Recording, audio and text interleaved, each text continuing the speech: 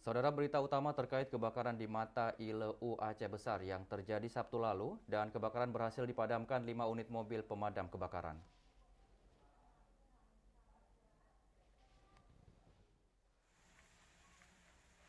Mengutip informasi dari laporan Pusdalops PB BPBD Aceh Besar, kebakaran di Mata Ileu terjadi pada pukul 14.45 waktu Indonesia Barat.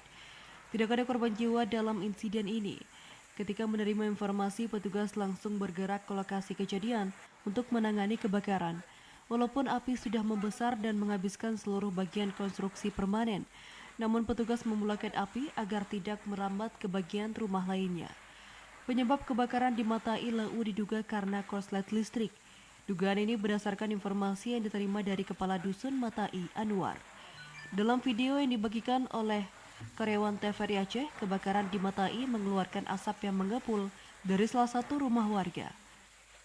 Akibat kebakaran yang menghanguskan 2 rumah itu, warga tampak berhamburan keluar dan melihat api dari lokasi kejadian. Fajariana, TVRI Aceh melaporkan. Dalam membantu kesulitan masyarakat